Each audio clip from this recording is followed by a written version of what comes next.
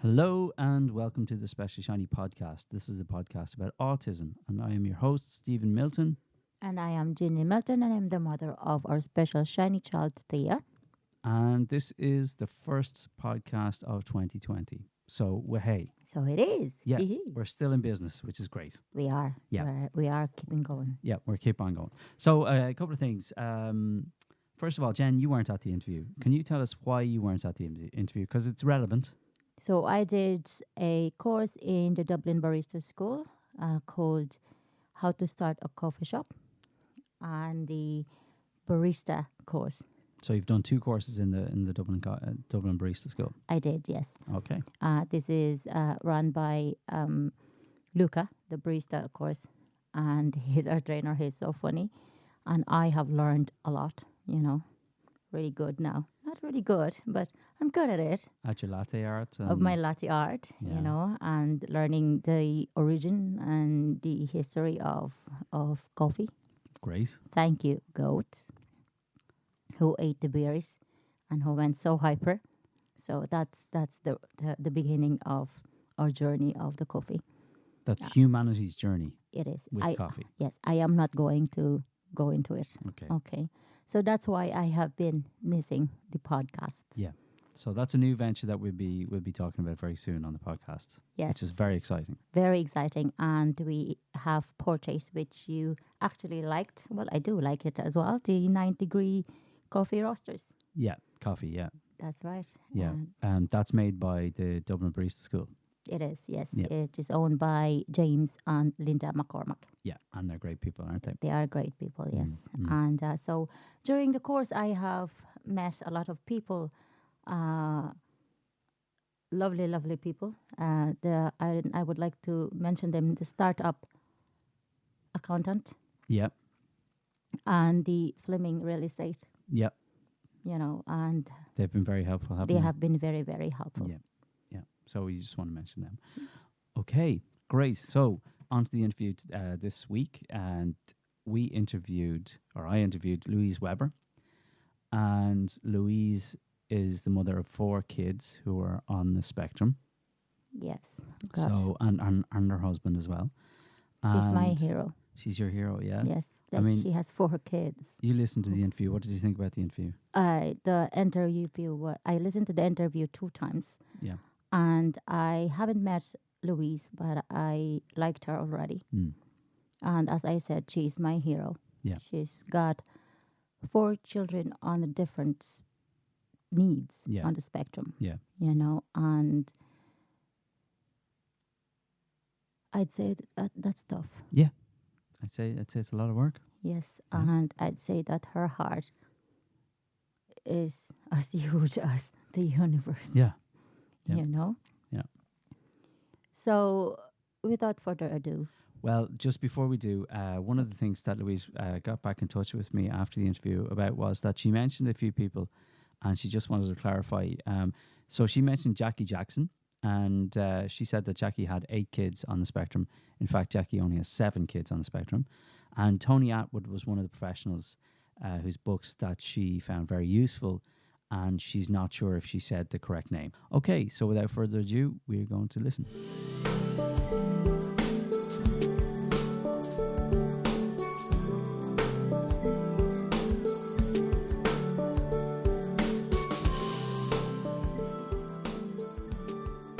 So your kids are on very different ends of the spectrum. So do you want to maybe talk a bit about like where they fall? Yeah, I mean, much as I don't like labels, but I also, it's like a complete contradiction because I don't like labels, but I also think they're extremely helpful to help the kids understand why they are the way they are and why they do what they do. And I've always been very open. When my first boy was diagnosed, he was 8. It had been mentioned to me at school. Well, from about 3, people had kind of said, there's something a little bit different there. And I was like, no, it's just boys. They're just rambunctious. They're just chatty. They're just this. He's my eldest. I had no idea. It was a district nurse who mentioned, his behaviour. Every time she came to the house, he'd go a bit crazy, would hide behind things, couldn't tolerate her talking to me. and she suggested that I have him assessed, which I was going assessed for what. So to cut a very long story short, it took from age 4 to age 8. I think he was 8.5 when he got the diagnosis. And also a teacher had mentioned things saying, he can't clap and he can't hop and he can't climb a ladder, and a young teacher. And I was like, he's just a bit clumsy. So his dyspraxia then was later. So it kind of fell into place. And I was like, fair play to that teacher for noticing, because nobody else ever noticed anything. His reading was behind and whatnot. So he was diagnosed, and that was a whole learning curve of going to courses, trying to find out, trying to learn about why he did certain things, and also, accepting that your child is different, and that was hard.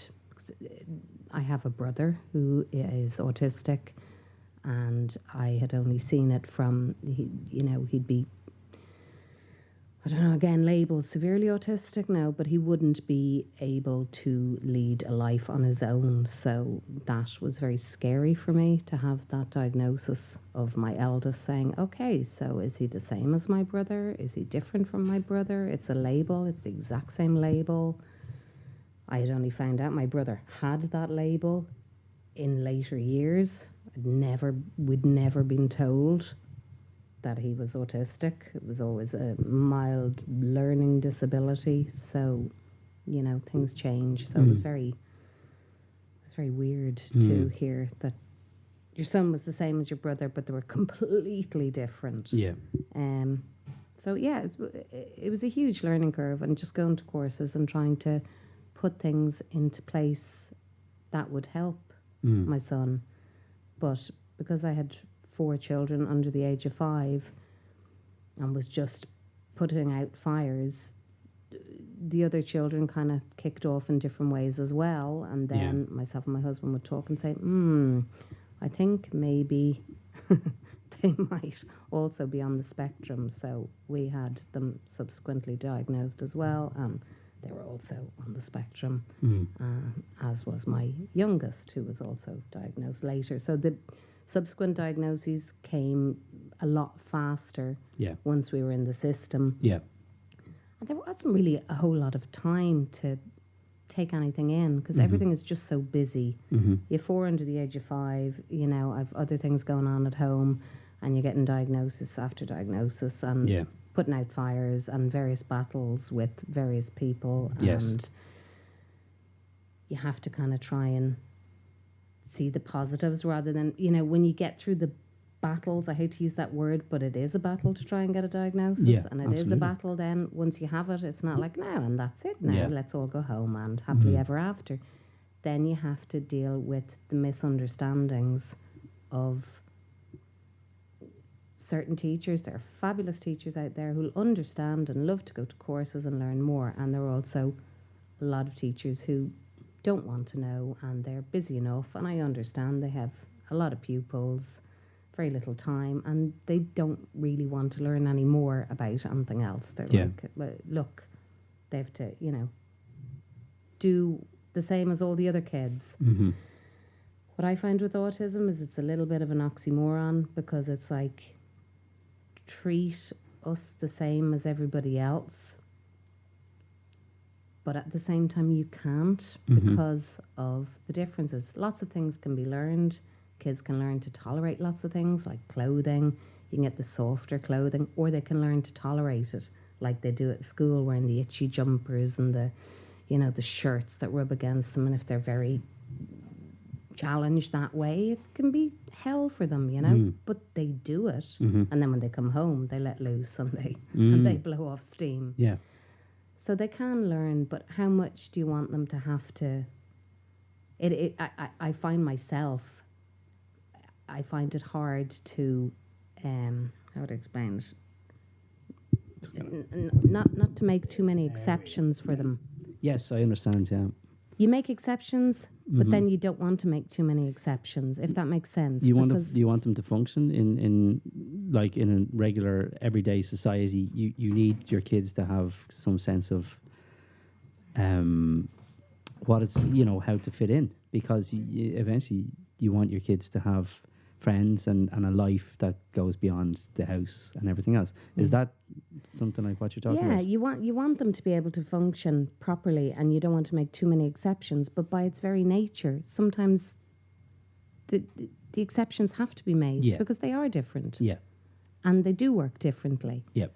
and their brain does work differently. And while you can learn a certain amount of things, I think you have to give them the leeway to also be allowed to be themselves. Yes. Like my eldest would not like to mix when people visit the house. Yeah. He would be the one who will stay in his room. He won't come out. Mm-hmm. And before I'd say, well, you should force them to come down and say hello. And I might, but then I'll let him go back to his room. Yeah. Because that's where he's happy and he's doing his thing. Yeah. But he has friends Yeah. and he has a great social life now, which is on his terms. Yeah. And so we're always trying to squish them into our box Yeah. and go, you should, the look me in the eye thing, which has been the bugbear of my life. Because I would have been very much brought up that way too. You look somebody in the eye when you're speaking to them. You stand up straight. You don't have your hands in your pockets. All those things. So actually, all those things now to me, while they're still important, I go, for my kids, for some of them, that is excruciating. Yeah. It's absolutely excruciating having a conversation with the person looking them in the eye. Yeah. Yeah. So I've learned how to try and look for the important stuff and let go of the smaller stuff. And it is hard because I'm a bit of a control freak, so I find that quite hard to do. Yeah. Yeah. But you pick your battles. Exactly. I thing. pick my battles because otherwise you'd be worn out. Because like any kids, and they're they're all teenagers bar one. Like any kids, there's so many challenges of be polite and etc. But there's even more than when they're on the spectrum, because there's times I forget myself, and with my third fella, an awful lot of it is his autism, and even I find myself thinking, is that him just being deliberately obstreperous and just trying to wind me up? But actually it isn't, and it genuinely, I have to stop myself and go, God, he really actually doesn't see that. He just does not see that. And I could explain till the cows come home, and whatever it is that we'd be arguing about, or the lack of understanding that there are other people bar him. It's like a selfishness, but it is autism, So I have to realize, of course he can learn, like putting on earphones. If if somebody doesn't want to have to hear his music, which is major thing to happen. But sorry, I'm kind of rambling. No. Keep talking. Yeah, that's it's distinguishing what is a teenager, what is bad behavior, what is not giving too much leeway. Am I giving too much? Oh, that's his autism. Leave him alone. No, actually, he's being a rude, obstreperous teenager, and it's finding that balance between letting them be themselves, not putting them under too much pressure, but also not letting them away with too much. Yeah. And it is. Yeah. It is. It's tough going. It's tough. It is. And confusing. It is. Absolutely. It's mind blowing. Head wrecker. I sometimes wonder, is my daughter literally just messing with me? Yeah. As in, for the last 7 years, has she been doing this long con? Not altogether, but in certain things. Sometimes I see behind the curtain with her, and just because she asks a lot of questions that are the same, like, what age are you? And she'll ask me that almost every day. What age are you, Daddy? And all the rest. But every now and then I get a bit tired and all the rest, and she's like, but Daddy, it's almost like her saying, Daddy, this is just what I want. This is just my way of doing things. Yeah. And will you come on and get involved again? Yeah. And stop trying to get out of it and stuff like that. It's really, it's strange. Like, you'd be wondering how intelligent your child is, and just how sick their humor is. Like, that's it. Yeah. Exactly. Yeah. I'm with you. Yeah. So 4 kids on the spectrum. I mean, where do you start? So you have done I was talking to your sister, and your sister's how Mhm. I got in touch with you. So, you've done. I'm told you've done a ton of courses, I have. and have they been helpful? Yeah, they have been helpful because initially you don't think you go out with oodles of photocopies and folders and you go, oh my God, and I have to try and put this into practice. And I'm very much black and white. Mm-hmm. There is no middle ground. So I'm immediately, I want to put things, functioning immediately the second I get home, and I'm laminating things and putting up, things on the wall. This is, where are you on this scale? Are you super angry or a little bit angry, and try and help them in their, emotional regulation. This is when they were a little bit younger, when it was a lot more difficult in a different way, because there would be far more tantrums. They've learned to self-regulate. For anybody out there, don't lose hope is the main thing. There are days when you'd, put your head in the oven, but genuinely things do get better. They do get better. Yes, it's challenging, but bringing up any child is challenging. And I'm sure there are people out there who have like severely autistic kids who are saying, what is she talking about? She has no idea. And I have no idea of your own child.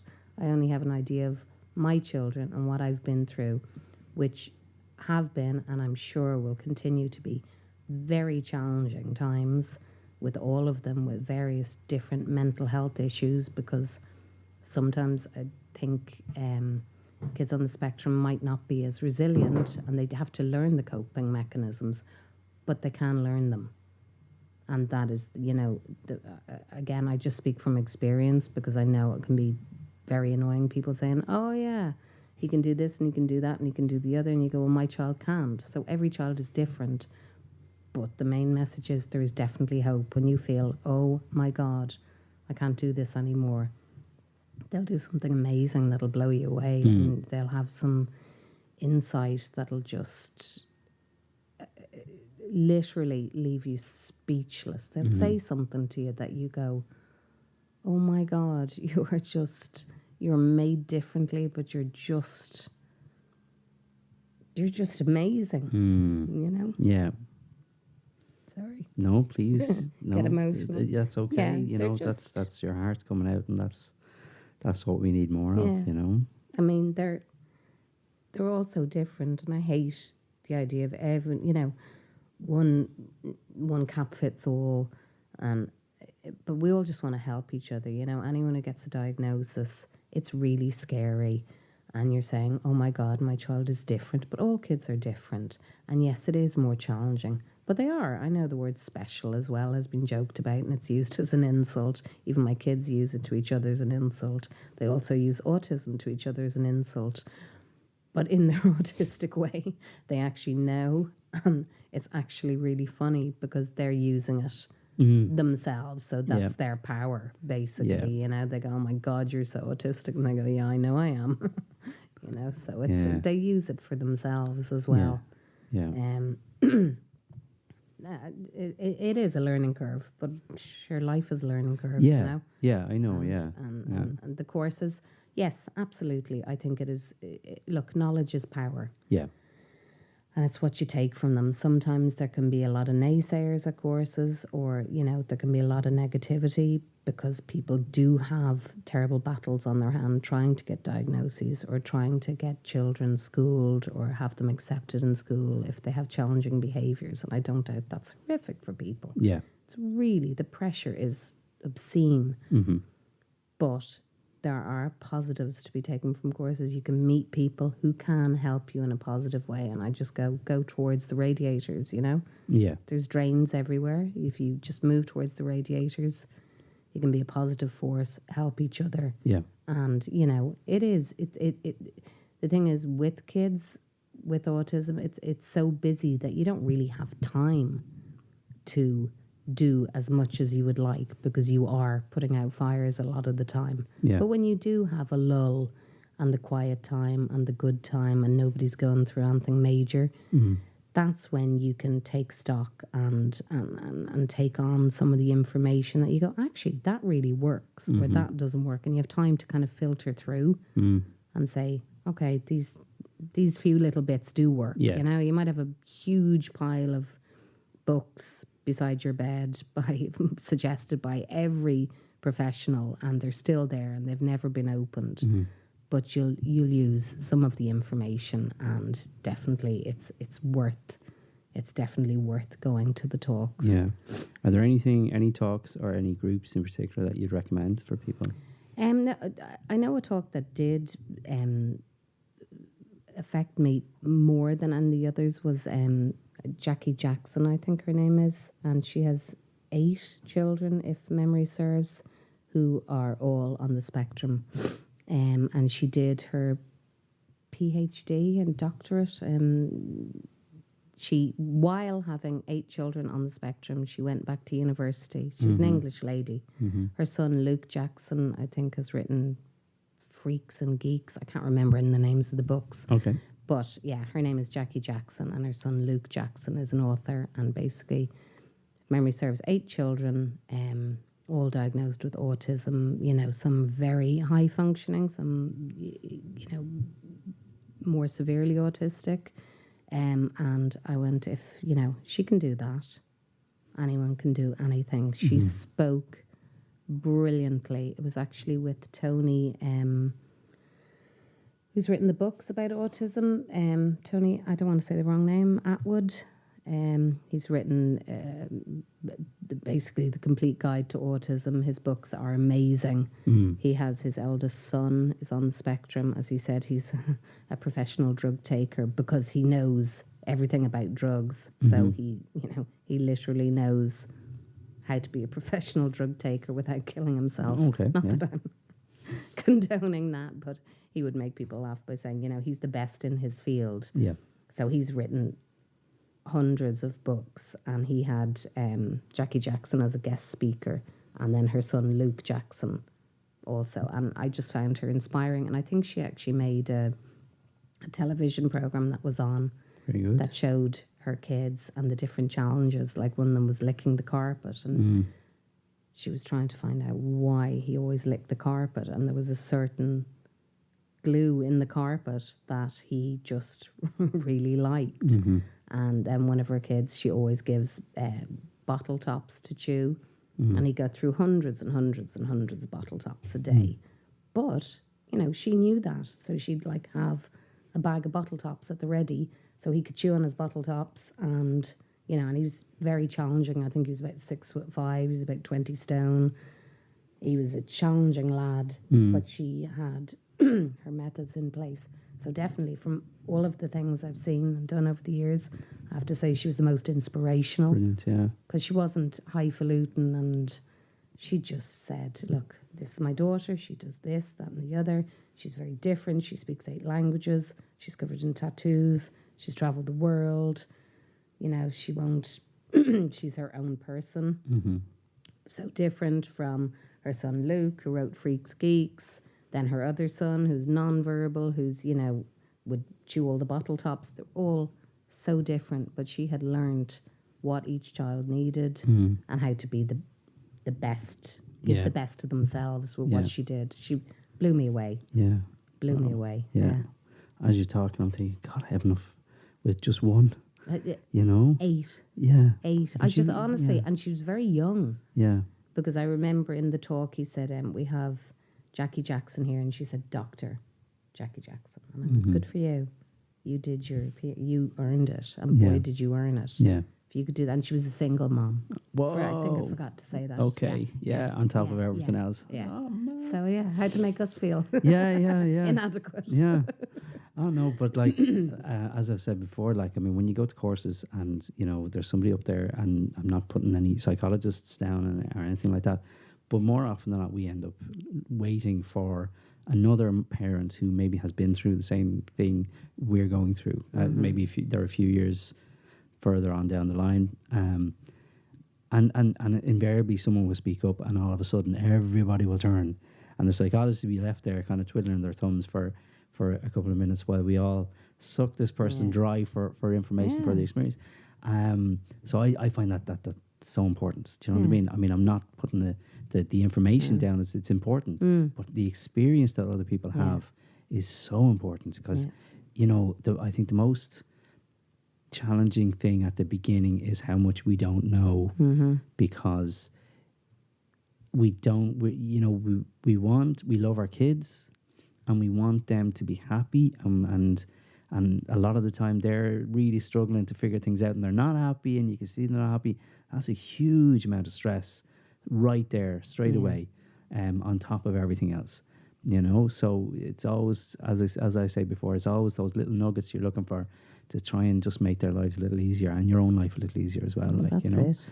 So how much structure do you need to have you had to put in place for your kids over the years? I know they're teenagers now, so and you'd say that they're quite high functioning. Yeah, Yeah. they would be.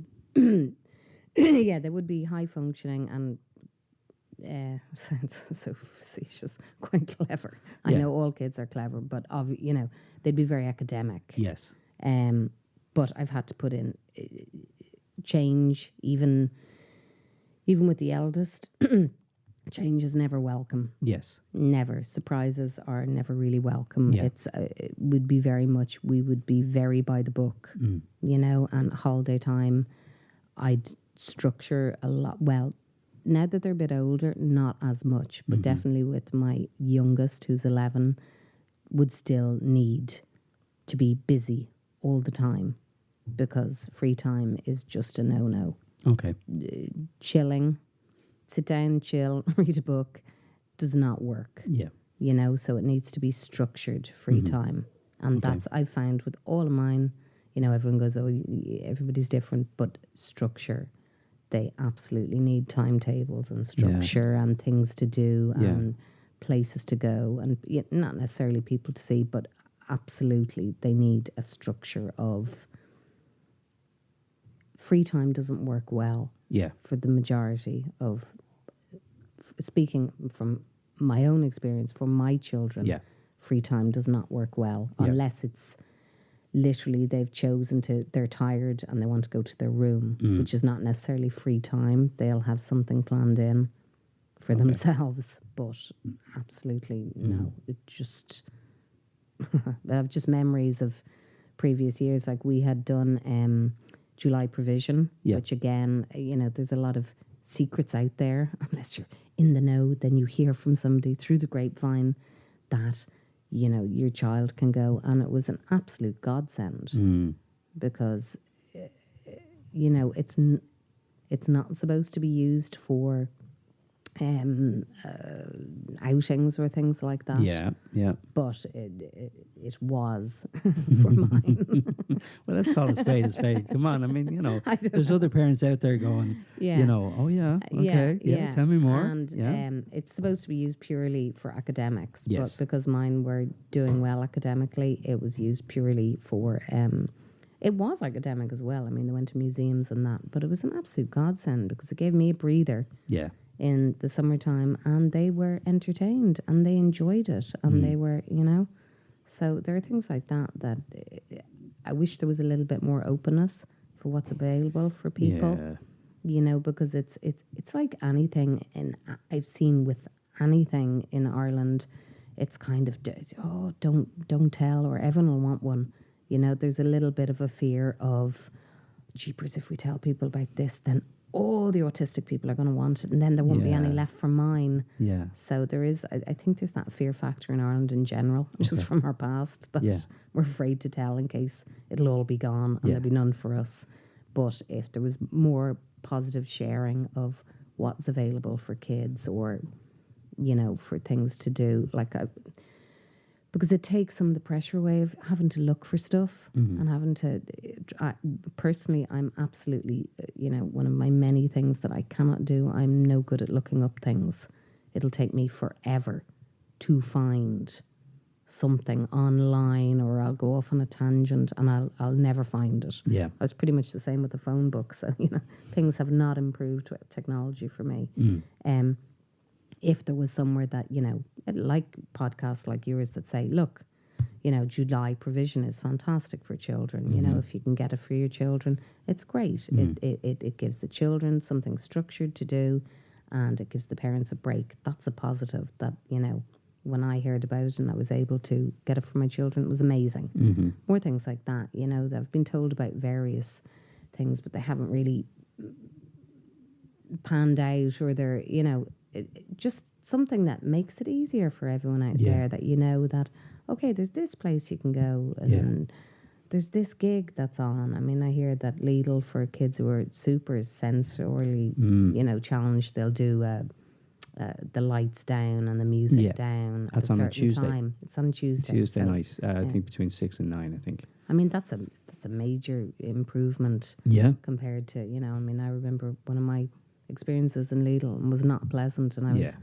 you know, berated by lots of people, you know, for the behaviour of one of mine, and ended up leaving in floods of tears with all my children. Yeah, I You know, know. having explained them Yeah. to everyone, or, you know, anyway, I won't bore with the bad No. ones, because the good ones are. Yeah. Yeah, Well, but- look, it's all in the mix. That's the thing, you know.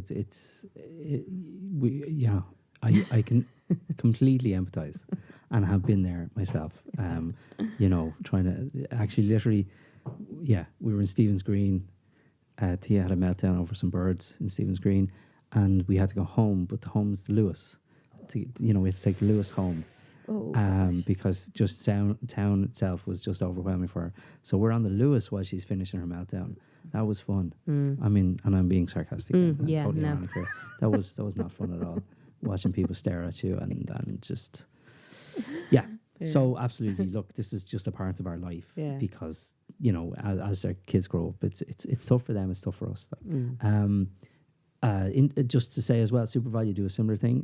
They turn the Okay. lights down and all of that on a Tuesday. Certain Super Values, I'm not sure all Okay. of them do it, but definitely it's becoming more common, which is Yeah. absolutely great. Tuesday as well, around 6 to 9. It's a good time and stuff. So I suppose there's so much I could ask about. Like, are you a visual person? Are you able to put visual stuff up around the place and get all that stuff in place? I mean, not now necessarily, but when the kids were younger, absolutely, you yeah. were happy to do all that. Your whole house was covered in. Yeah. in Lots stuff, of, yeah. Lots of pictures, lots of a laminator is my favourite machine. Yeah, and a shredder as well. I can see you've got a shredder here in the room. Yeah, I You're say loving to the my shredder, husband, yeah. one of my favourite presents, laminators and Yeah, shredders. yeah. Okay. I like that, and a printer. Lots of printed things from workshops, and Yeah. where are you on the scale of stress, and pictures to try and Yeah. remind them and help them, because it does. And not all the kids are visual, but a lot of them are. And Yeah. it does make a difference with just Yeah. the picture. It kind of cuts through immediately, and but it doesn't necessarily work for everyone. It can sometimes be again, it's one size does not fit all. You Yeah. have to see, like, my brother is autistic, and there was a picture, a big stop sign, which I personally would find excruciating as well. And if he had a behaviour that you wanted him to stop, you'd show him the stop sign. Well, it was like a red rag to a bull. Yeah. It did not work in any shape or form. Yeah. It was the exact opposite. It was like, if you want to get yourself into big trouble, show him the stop sign when he's doing something he shouldn't be doing. Yeah. So again, whereas with my other kids, it did work, with so again, it's trial and error. Yeah. And I know that sounds a pain for a lot of parents out Yeah. there who are going, oh my God, do I have to? But you will find stuff, Yeah. and you will see what works with your child. And you will. And Yeah, I think like in this day and age, like engaging with Instagram, which I'm doing at the moment, is great. I came up with these 5 questions to ask your kid after school thing. lovely. That weren't like, "How was your day?" Yes. Because that's completely irrelevant. Yeah, to forget them. it. Yeah. Forget it. Yeah. So these are more specific questions. Yeah. And it's not, it's just sometimes you would not, you've heard this millions of times, but then you get into your own kind of system and rut and all the rest. And sometimes it's nice to be reminded, oh yeah, I must take that on board. I think as long as you keep an open mind and keep looking, it's important. That's really good what you just said there, because it reminded me of actually when my eldest was having July provision, and you just reminded me, you do forget things that you've used that work. And Yeah. your questions, I actually did see your questions. I think my sister sent them to me. Yeah. And I love them, because much as you have all the theory and all the, and they're your own children, you sometimes forget to put it into practice. And Yeah. with my eldest, the teacher would go, Jesus, I asked him what did he do at the weekend, and it's excruciating. It's like pulling teeth. And every time we'd both be going, God, like explain what you did at the weekend. And then I go, well, ask more specific questions, because do you want from the very beginning of when he opened his eyes to 10 seconds after that he stretched, then after that he moved himself out of his bed and onto the floor, and then after that he moved, and you know, and me as his mom knew that he needed more specific questions, but you forget. Yeah. So you just reminded me there, and it's such a simple thing. Yeah. But it's so effective, because what did you do? What did I do? When? From the beginning of time? Yeah. From the day I was born? Yeah. From when I have knowledge of being a human? Yeah. Exactly. So I get it myself. Yeah. So really good points, Stephen. When you know what? Actually, going back to your oldest son. Yeah. Yep. I have So 3 boys and a girl. your oldest son was diagnosed, I think he was about 8. Yeah. So he would have missed earlier intervention. Yeah, I think Right. so, yeah. And you know how, like, everyone's saying, okay, early intervention is the most important thing, otherwise, you know, he's screwed for life and all this kind of stuff. I mean, how did that pan out for you? Like, the fact that you weren't in a position to do it, so. No, again, I can't speak because for other people, because I don't know. Maybe it's different if the child is non-verbal, or you know, I mean, he was verbal, but he was actually waiting on speech therapy for 7 years, I think.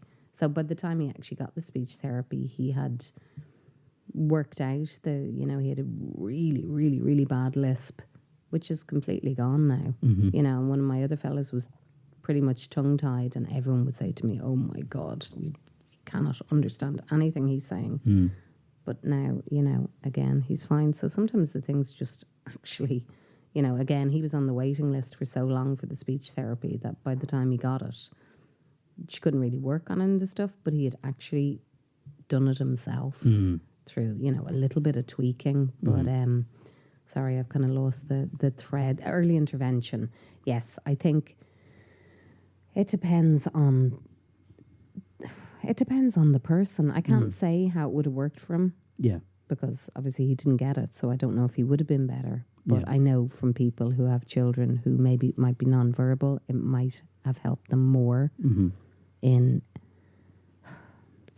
kind of becoming the more acceptable version of what people want in society, if that makes sense. It does, yeah. I think early intervention kind of tweaks those parts. It kind of makes it more acceptable. Like, people don't really accept when children don't talk to them again. It's a bit like the looking in the eye. It's like, why won't they speak? Yeah. You know, they take it as a direct insult. It's not like it's the child. It's the way they're made. They're not deliberately ignoring you. They're not being rude to you. It is what it is. It's my child, and it's the way they are. So early intervention, I think, has worked brilliantly for loads of people, but I don't think it's this. I don't know how amazing it is. I understand, yeah. It's a bit like the ABA? Yeah. You know, there are people who will say it's the most amazing thing ever. And there are people who will say it's absolutely horrific. I don't know. I haven't used it. I don't know anyone who has. You know, I only know things I've seen, and you will see the detractors, and you'll see, and then you go, oh my God, you know.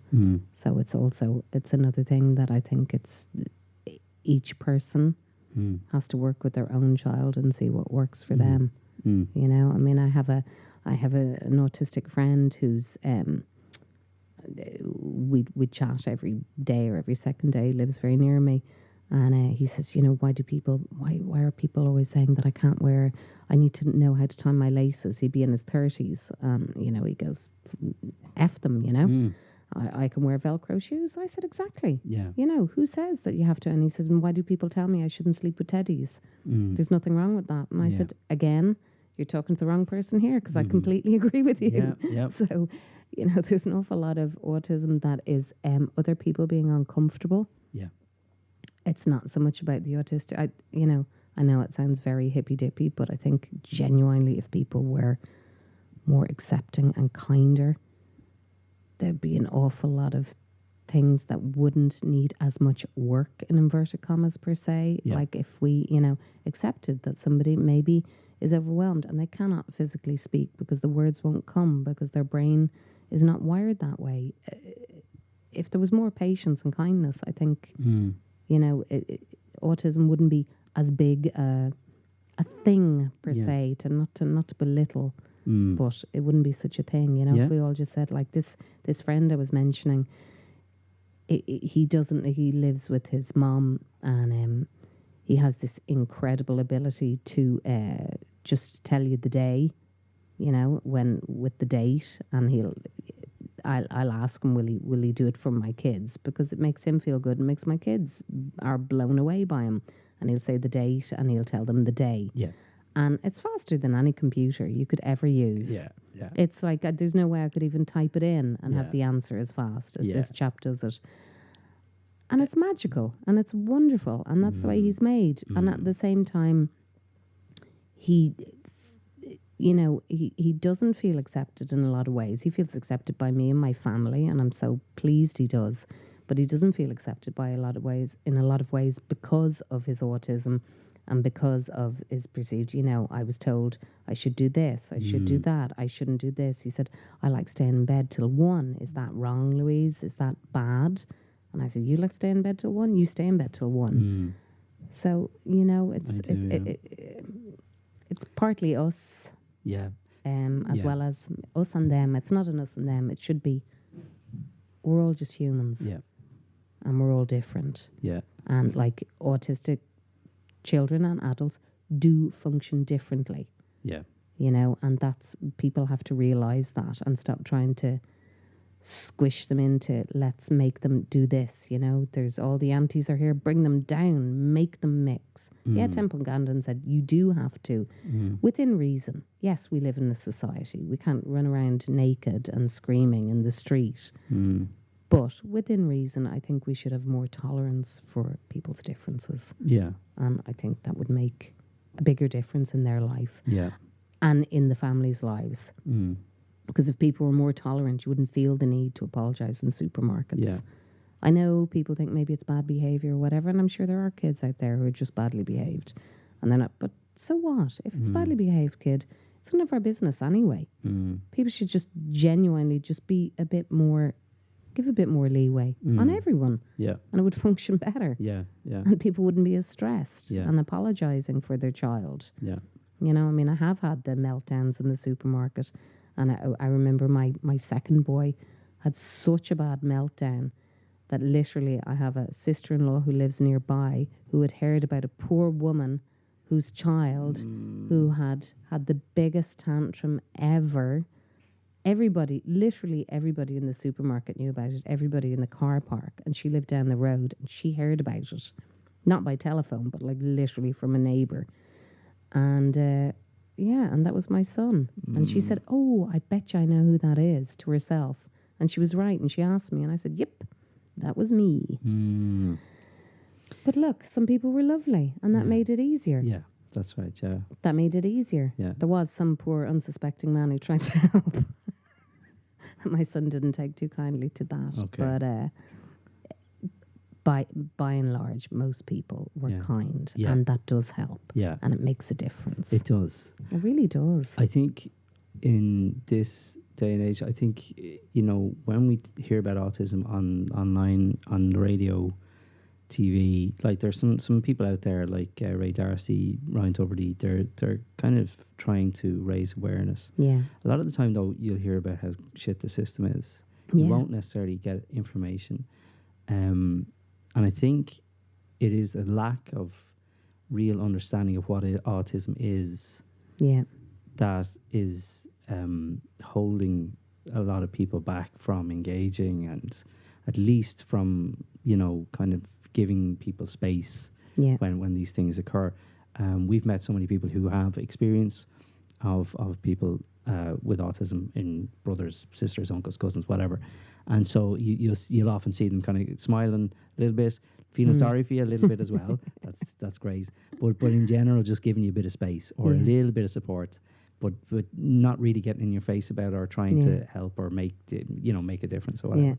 But unfortunately, I just think there's no information out there about, like, if you say autism, people assume it's Rain Man and all that. And a certain politician, I remember her saying not too long ago, sure, all autistic people are Einsteins. Sure, why would they need this much support?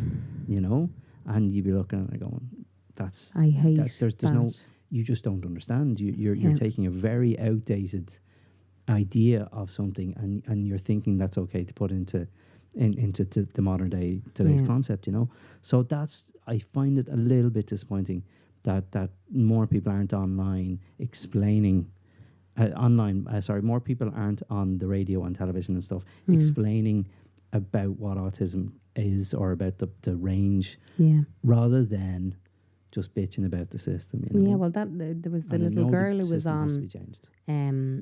Sorry for cutting across go you. ahead, There was a teenage girl on Tuberty, I think, an autistic teenage girl, incredibly eloquent, and she was probably, and of course I can't remember her name, I'm so sorry, but she was probably, in a nutshell, explained it the best I've heard, of kind of, I was going to say middle autism, sounds like Middle Earth, people on the spectrum who are functioning, but have a lot of difficulties that wouldn't be seen. Like sometimes it's like when they say it's invisible, sometimes you go, oh, the autistics who are very severe are very lucky because people know straight away, and they'll say, oh look, she's hiding in the corner, or she's having a big tantrum, she's obviously autistic. Whereas the child who, you don't see anything at all, or they go, oh, he's so rude, or he's so again, it's like catch-22. You go, would you like your child to be so autistic that it's immediately obvious, or, the hidden disability?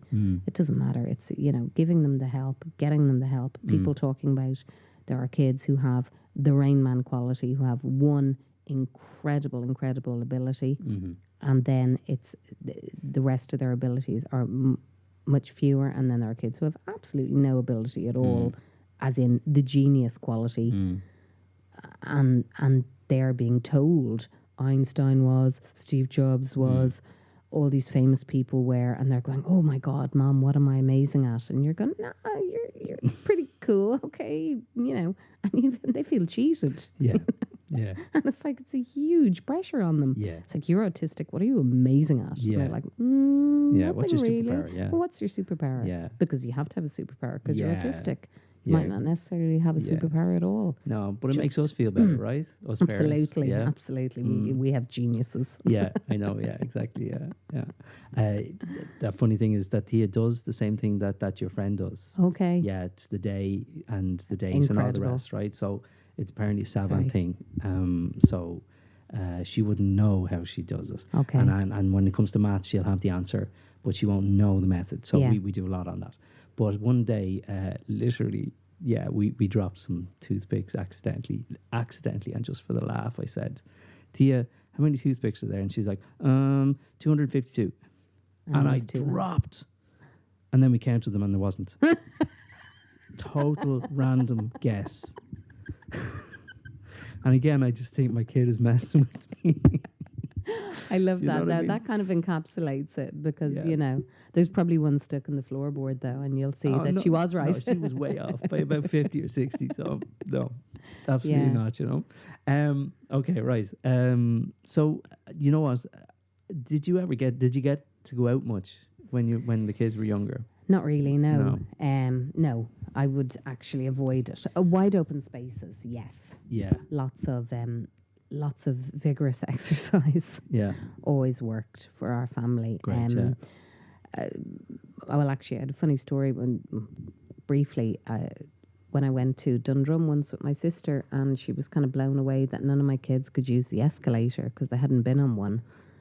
Because I'd never brought them to Dundrum, and they were all kind of a bit freaked, like, what? Whoa, whoa. Yeah. She was like, why can't I use the escalator? And I said, because they haven't been on one, because I haven't brought them here. Why would I? Yeah. You know, I'd bring them to the local shops, but it turned into a game of hiding on mom behind the toilet paper. Oh, lovely, yeah.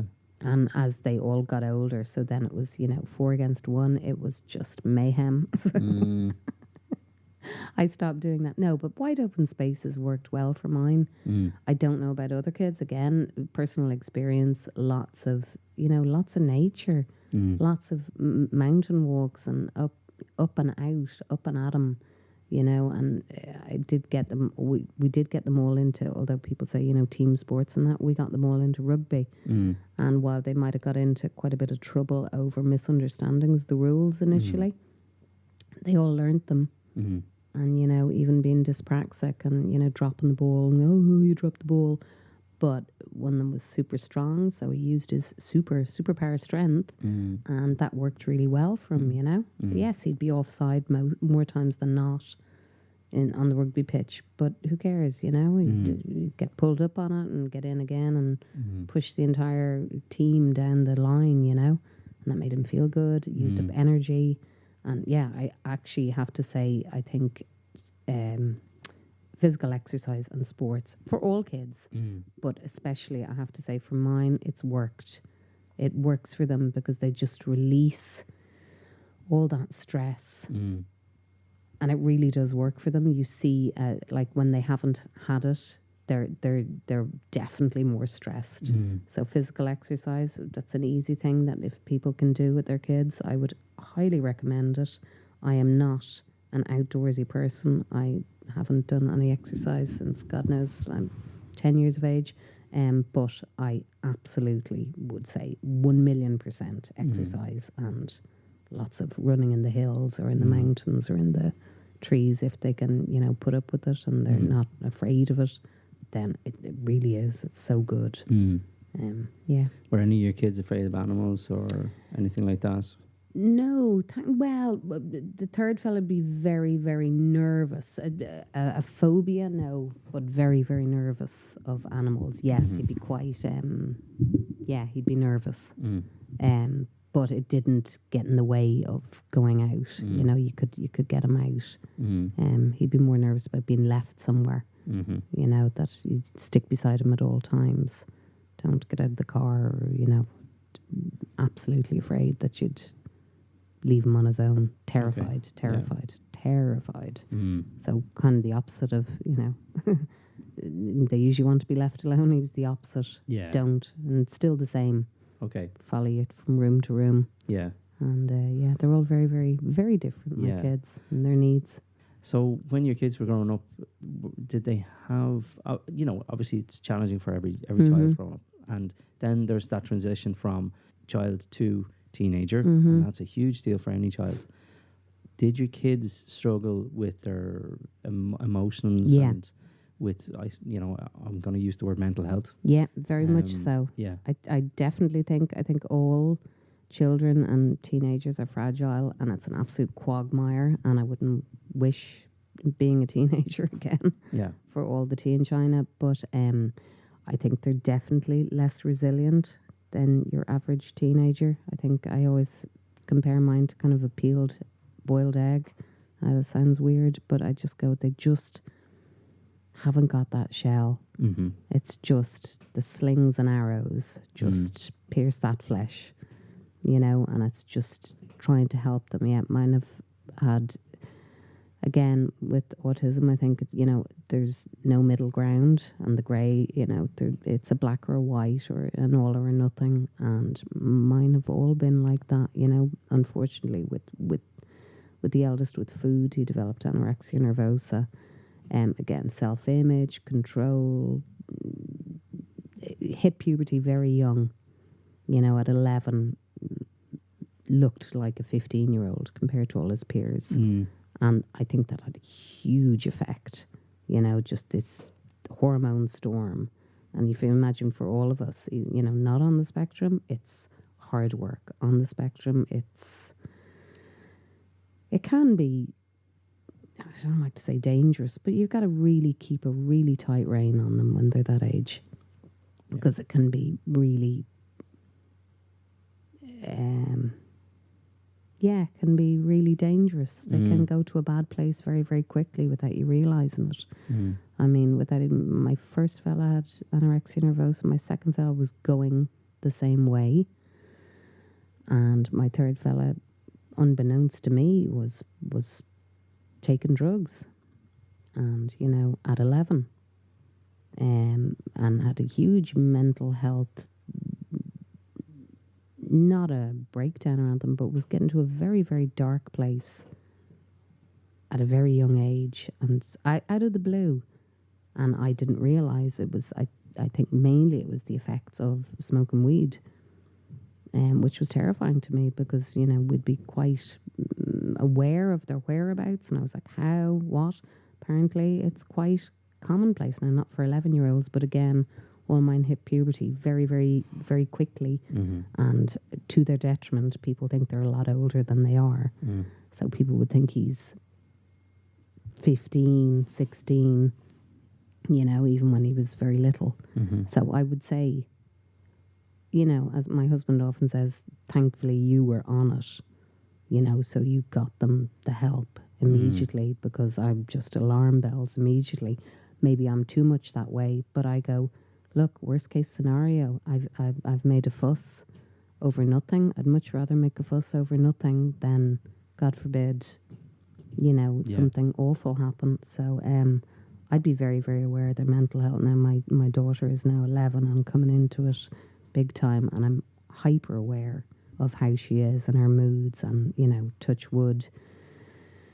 She seems to be a lot more steady than the boys, but girls are very different. They're much better at hiding things. They're, as they say, there are so few girls on the spectrum. There aren't. There are so few girls who've been diagnosed. It's not that there are so few girls. There's probably an equal amount of girls. It's just they are better at masking.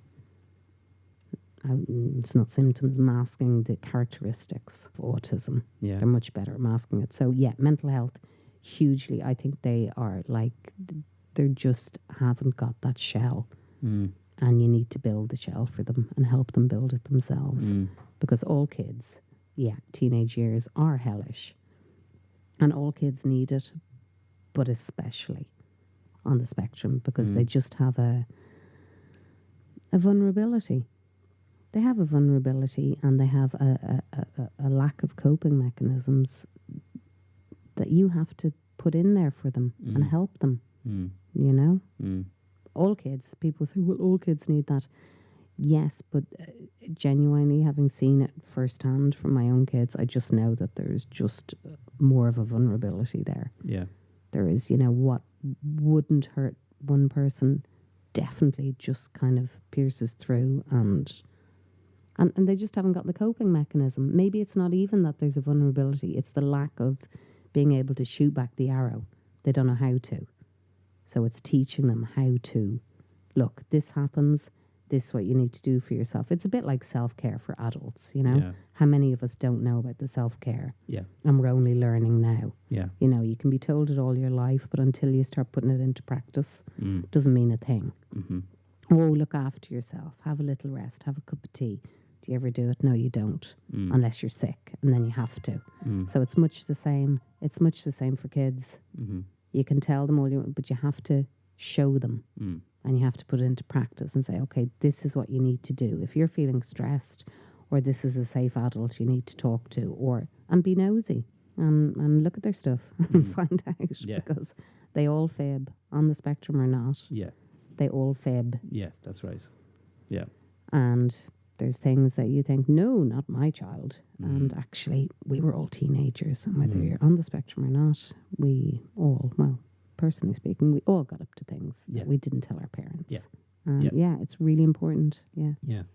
Yeah, and how do you have that conversation with your kids? Like, about like, look, you're doing this, and how do you have those conversations? Like, do your kids grasp it? Did your kids, when you had to have the conversation, say about anorexia and things like that, did they grasp it? I mean, not that they have to grasp it in one go, but were they kind of, were you able to have a dialogue and not break with the down any anorexia? kind of barriers?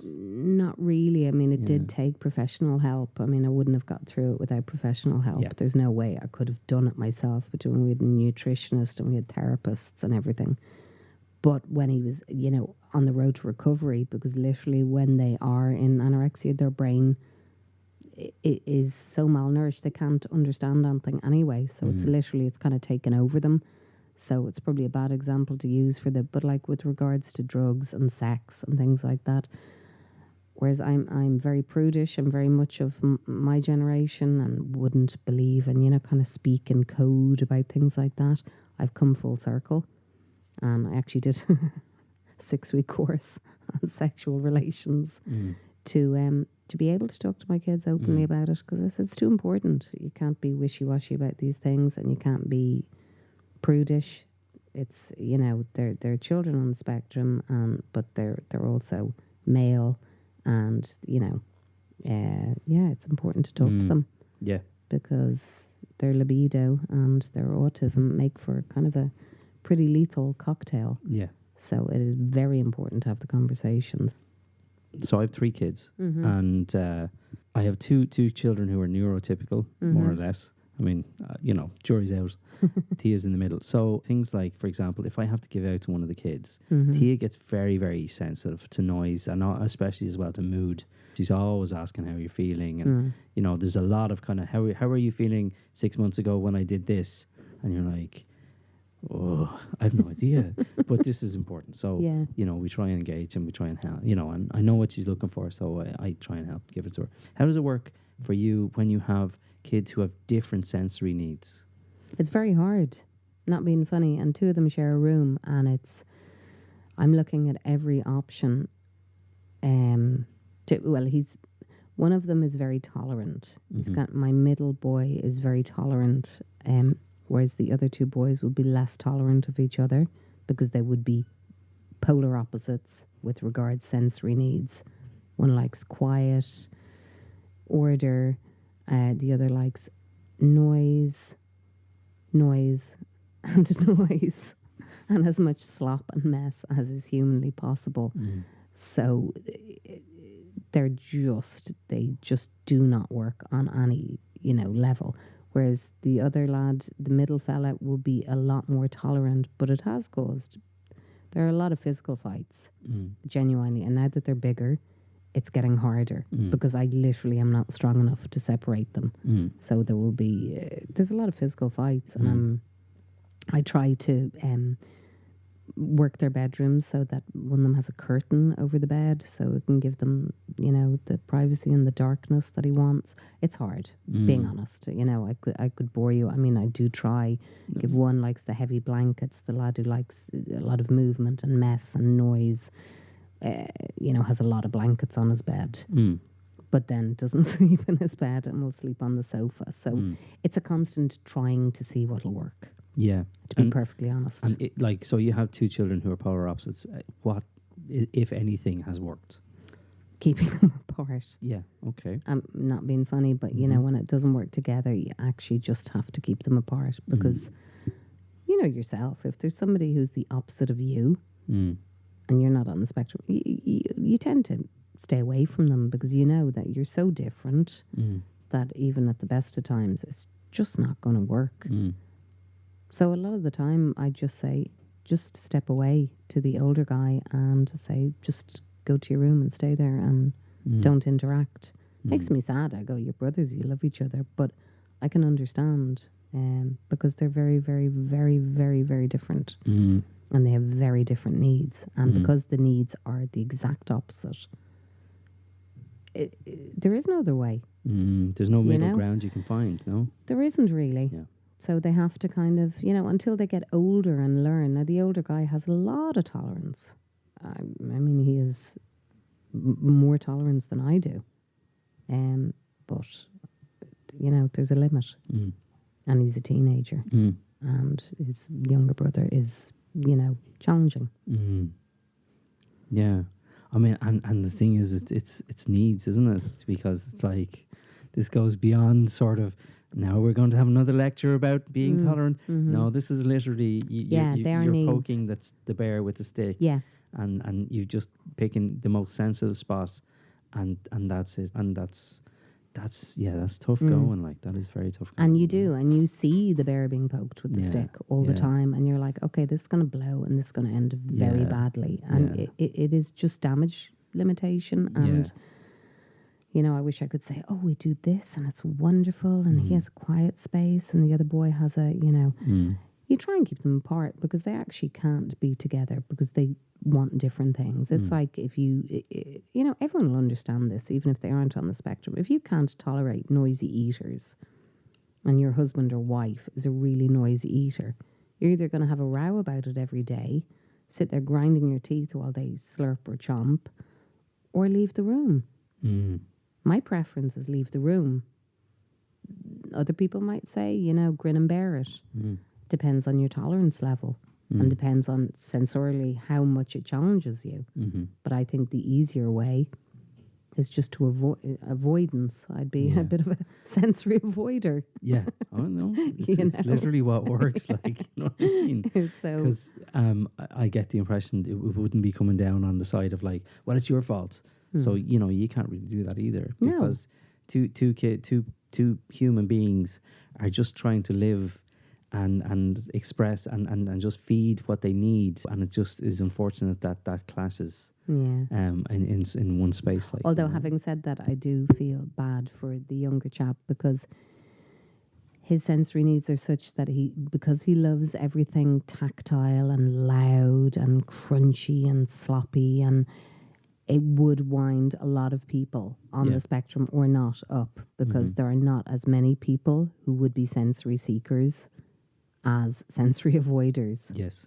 Or well, I find that a lot more people would find sensory seekers more annoying per se because they have the crunchy food, they have the really loud music, they have, you know, they like the mess. It's like if they're painting, it'll be everywhere. If they're eating, it'll be all over their face. You know, my boy will always use his hands for everything.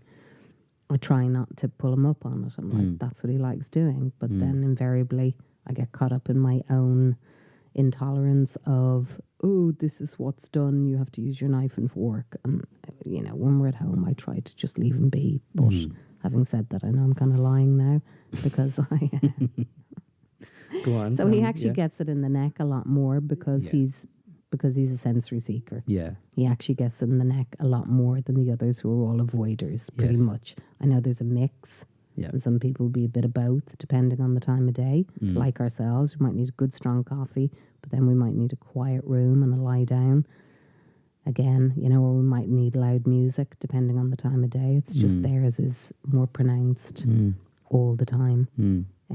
It's just trying to make it work. Yeah, it's like anything. Separation is usually the best, though. Do you find because you have kids who are so sensitive in sensory terms, do you find you get sensitive? I am anyway. Yeah, I find we're getting more sensitive myself. My wife and I are getting far more sensitive now. Maybe it's because, as I said, kind of before the podcast, with so having spent so long going through extremes. You know, if we're out, we tend to get a lot more kind of flustered. Yeah. You're hyper aware. Quicker.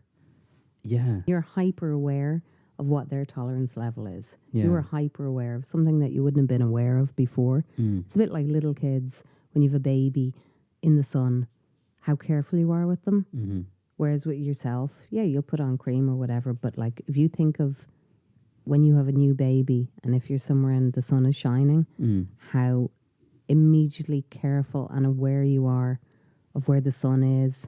If the baby's too hot in the buggy, is it covered? Is it in its eyes? You're just so aware of it. Whereas when it's an older kid, yeah, you slap on the cream and you're like, oh, have you got a hat on? I kind of liken it to that it's that same awareness of the damage that it can do to them. And I'd say it's just a hyper awareness, maybe not some, or you could be sensitive as well. Well, I definitely wasn't before. Like Okay. for myself, like if my wife and I are out, even ourselves without the kids, Yeah. we'd kind of be in town or we'd be in Dundrum or whatever, and all of a sudden, you know, it doesn't take long for us to be like, I need to leave. Yeah. I need to go. And we definitely wasn't like that before. I lived in town. for years. So I was Yeah, more, so it's your hyper awareness of It your seems- daughter's needs yeah. and preempting what could be a possible. Okay. I'm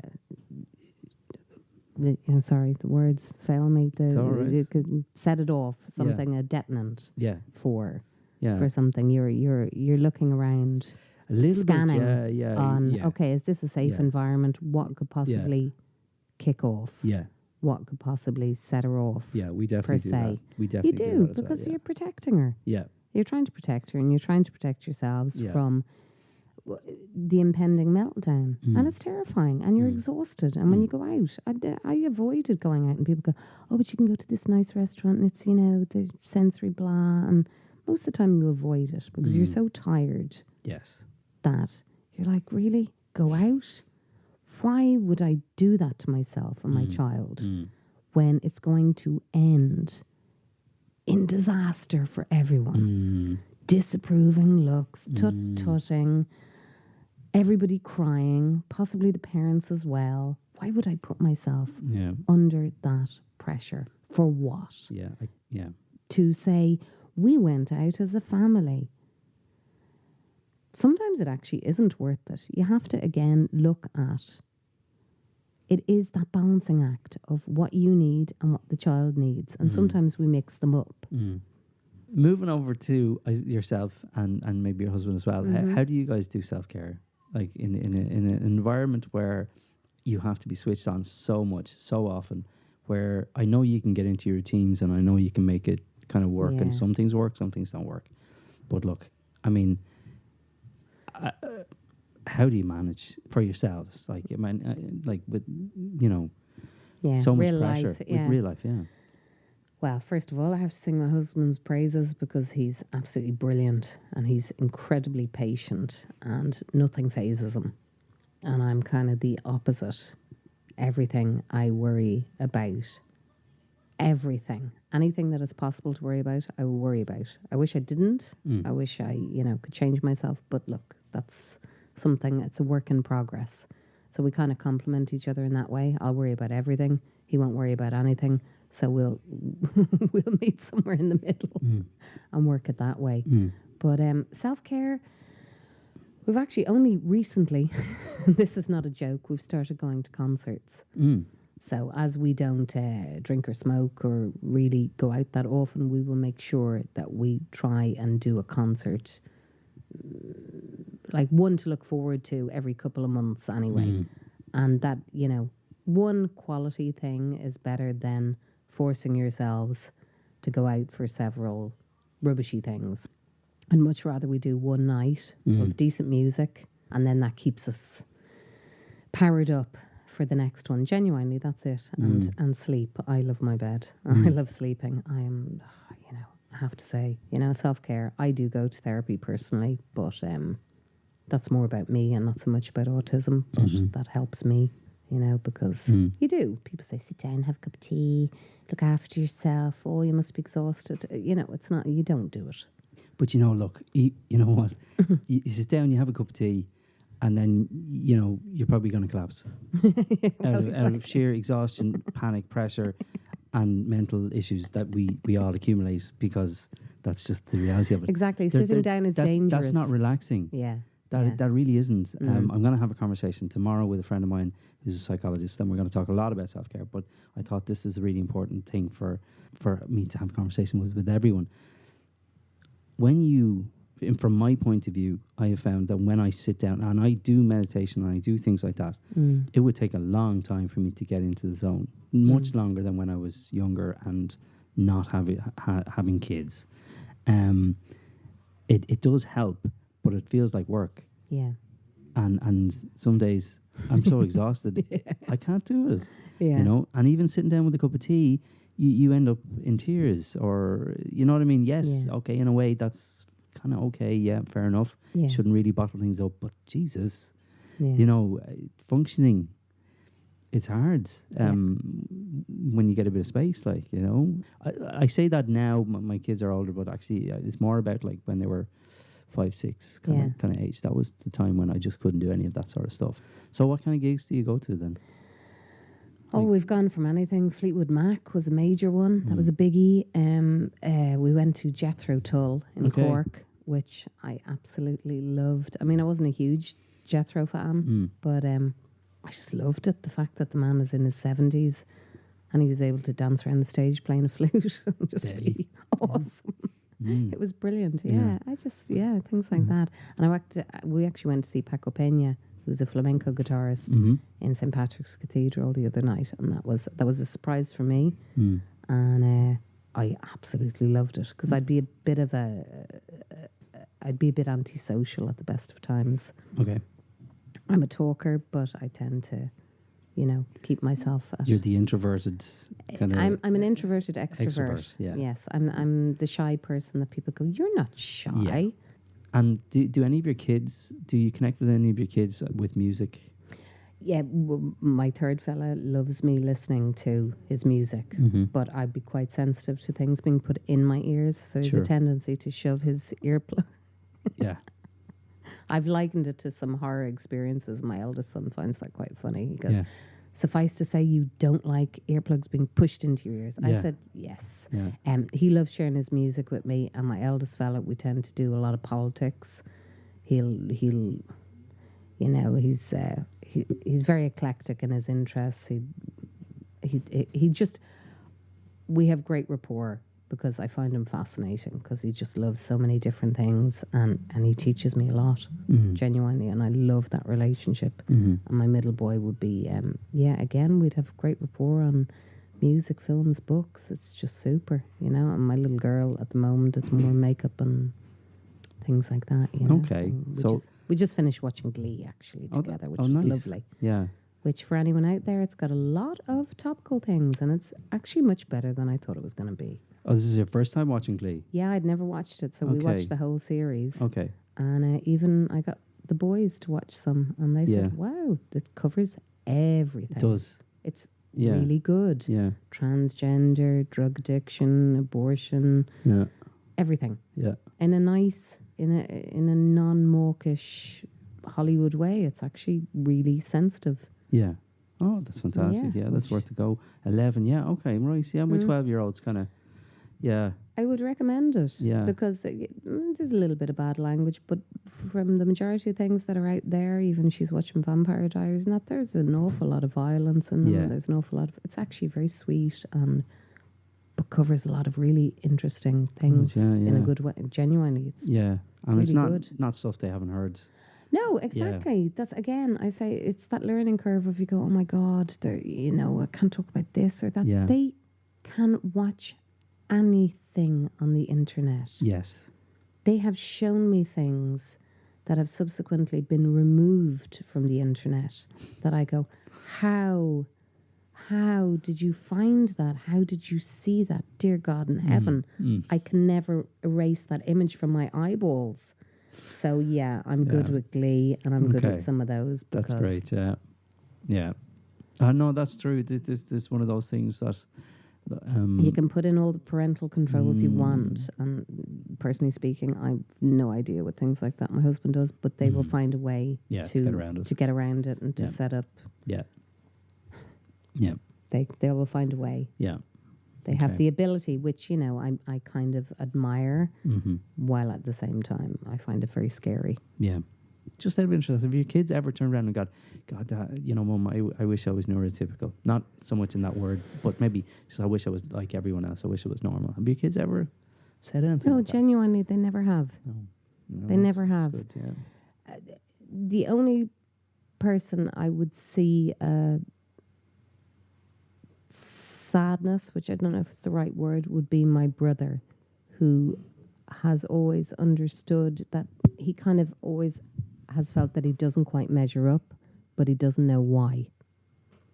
He has the ability to see what's missing, but not know how to get it, which I think is really, really tough. That must be very tough. Because it's like he's caught between,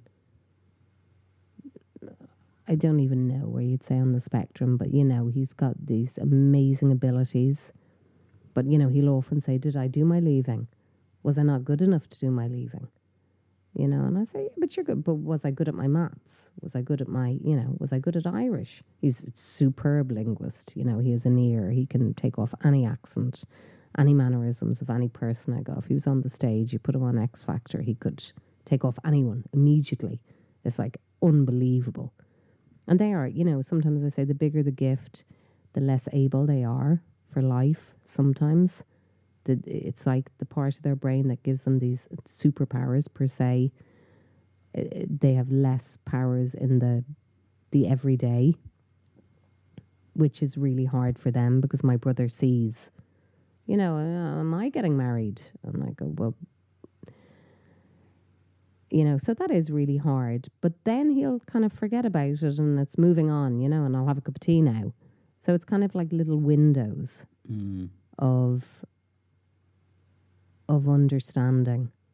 And that's hard to see. That's, you know, when it comes to, like, my kids have never said to me, or never said they wanted to be otherwise, but maybe because they're not lacking for anything.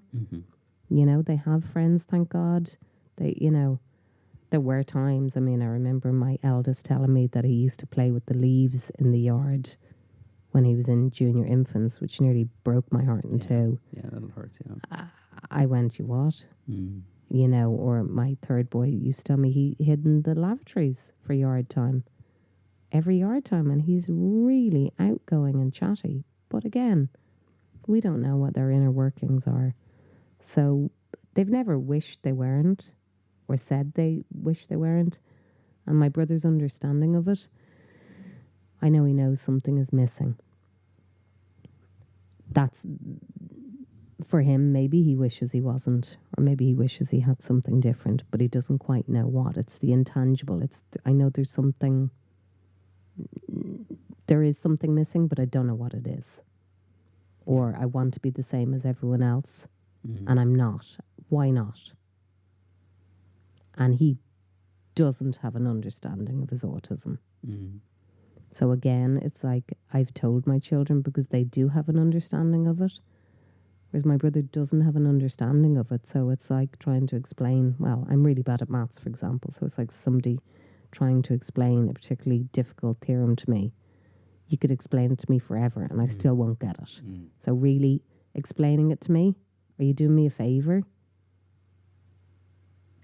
So you really have to, you know, it's a good question because I thought, tell everyone. He knows, but it doesn't mean anything to him. Being autistic. It's the same as you telling me I know the theorem of XYZ. I might be able to learn it off by heart. Take me a very long time. But I still wouldn't understand it. Is it really that special being neurotypical? Is it really that kind of cool? And are they missing much? You know, I think it's way cooler being autistic, being the mom of autistic kids. I have to say, because they, I don't want to bore people, but they say and do things that just stop your heart. They're just, the poetry in it is just. It's just mind-blowing. They'll just say something that just goes right to the core of somebody. And they often say with autism, you know, that the amygdala is more developed, the caveman instinct, which I totally believe. Like my brother will tell me when people are pulling up in their car long before they're in the driveway. He'll say, oh, it's such and such coming. And I'll go, no. And then they'll ring the doorbell and I'll be blown away. But it's this sixth sense that they have about people and about judging people and the essence of a person that just blows me away. My brother has it, and I think, again, it's like the bigger the gift they have with maybe music or maths, the bigger the insight they have into a person's soul. It's like all the bullshit that neurotypicals are bogged down in and that they can't see through because the words confuse us and blind us to what's actually behind. A person with autism, that doesn't mean anything to them, so they will actually see straight to the person, which I think is an amazing gift to have. I think it's worth the pain. Okay. Louise, thank you so much. I have loved listening to you. And you've said some amazing things. So thank you very much for taking the time out to do this with me. Thank you very much, Stephen. It's been a pleasure. Great. Thank you.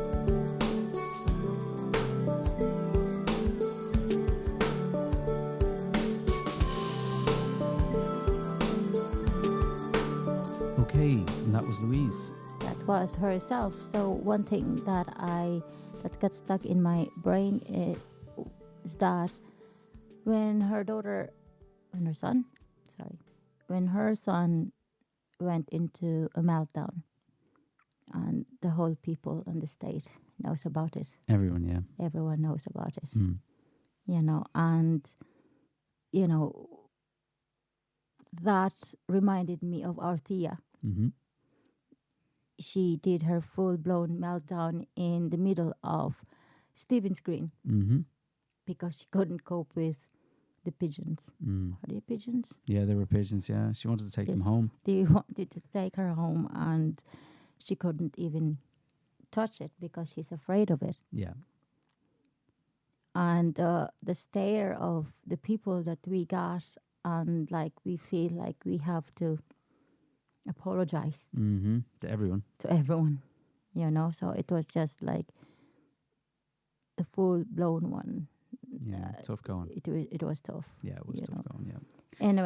Anyway, Listen, we hope you've enjoyed that podcast. And so if you want to subscribe to us on iTunes or Spotify, that would be fantastic. Also, we are on YouTube, the Special Shiny podcast channel. If you happen to pick up podcasts on YouTube, that would be great. Go over there. And if you want to drop us a line at any stage, we are specialshinypodcast@gmail.com. And we would love to hear from you. Your thoughts, comments, criticisms, anything at all. Just get in touch. Thank you very much.